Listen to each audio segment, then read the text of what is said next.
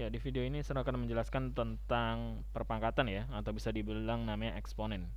Nah, di sini ada rumus-rumus dasar yang kalian wajib hafalkan. Di sini kita belajar dulu sampai F ya. Yang pertama adalah ketika ada A pangkat M dikali A pangkat N sama dengan A pangkat M plus N ya. A ini yang di bawah ini bisa disebut namanya basis, sementara M dan N ini namanya suku ya, karena pangkat.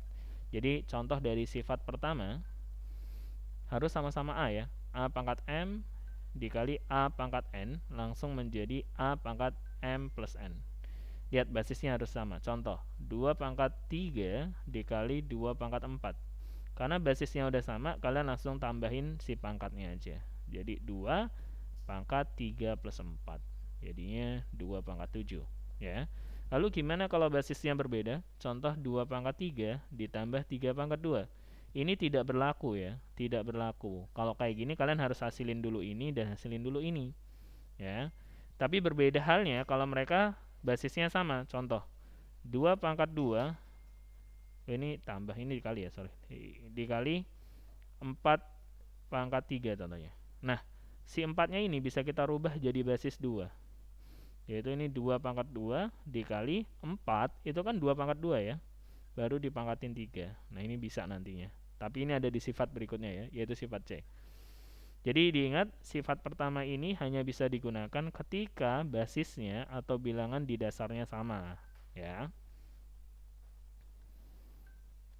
Oke, lanjut kita ke sifat kedua atau yang B, yaitu B pangkat M dibagi B pangkat N akan menjadi B pangkat M min N.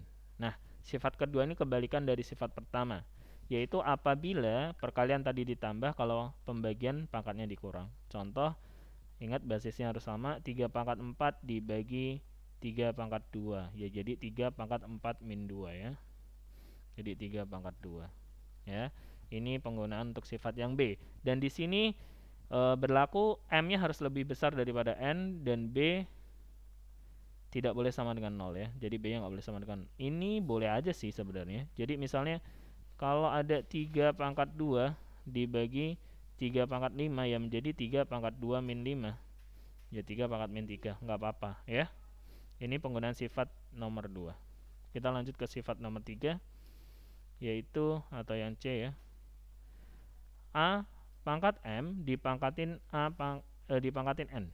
A pangkat M dipangkat N. Ini artinya ada pangkat dipangkatin, pangkatnya dikali ya. Contoh 3 pangkat 2 dipangkatin 4 ya, langsung kali aja, 3 pangkat 2 kali 4, artinya 3 pangkat 8 ya.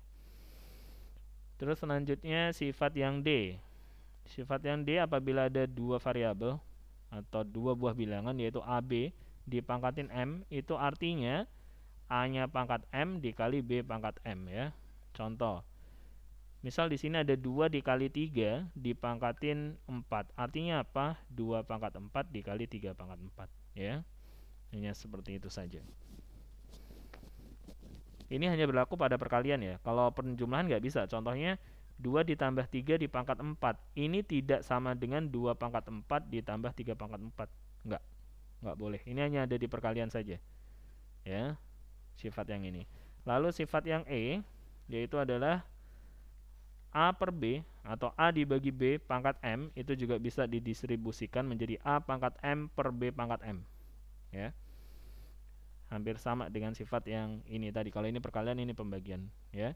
Jadi misal ada 2 per 3 dipangkatin 4 akan menjadi 2 pangkat 4 per 3 pangkat 4 ya. Ini sifat untuk yang E. Nah, selanjutnya sifat terakhir, di mana ada A pangkat min N ya. Pangkat min artinya bukan hasilnya min. Pangkat min itu menjadi per ya, jadi A pangkat N. Jadi contoh misal 2 pangkat min 3 itu artinya 1 per 2 pangkat 3. Ingat, kalau jadi di bawah pangkatnya jadi positif ya. Jadi bukan hasilnya negatif. Nah, ini beberapa sifat yang wajib kalian hafalkan di perpangkatan ini.